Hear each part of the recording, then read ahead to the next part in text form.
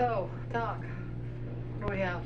I was able to ID 2 more victims. Their DNA was in the system. No one ever even reported them missing.